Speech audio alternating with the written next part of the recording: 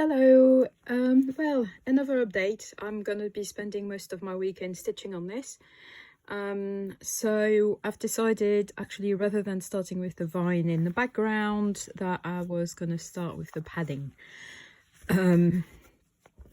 It's same difference. It's just I wanted to have those padding elements on and know where I was going. So I've traced everything on freezer paper, and the good thing about freezer paper is that you can then iron it to the felt, and that's the most accurate way to cut tiny intricate pieces of felt.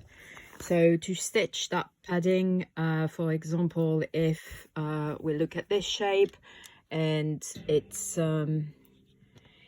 gonna be quite raised. I want it quite raised, so I've drawn, and I'm gonna cut 3 layers of padding. So I'm gonna start with the smallest shape in the middle.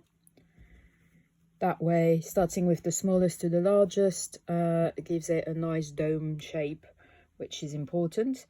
I'm using a matching cotton thread. That's a no refill one, 50 weight. Cotton, polyester, doesn't matter at this stage. It's just it was on the table, and it doesn't have to be matching either. It's just I like when my threads are matching, that's all.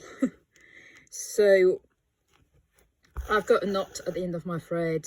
I come up, do a little stopping stitch, and then I will fix my piece of felt to make sure it stays where I want it to go. I do 4 stitches, which is, I keep saying in my tutorial, north, south, east, west.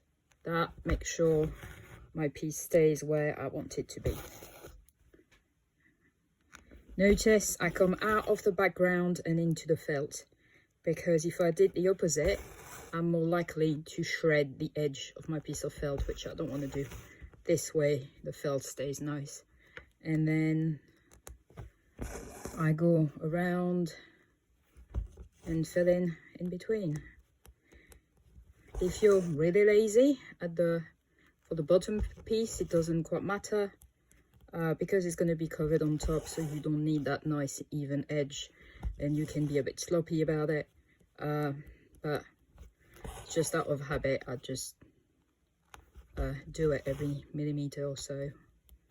There's probably a couple of millimeters in between. So this piece will have 2 more layers of felt on top, and then we'll have some leather on top of it. So I'll show that in another video at some point. But applying leather is exactly the same. Cut the shape, find a matching thread, that's more important,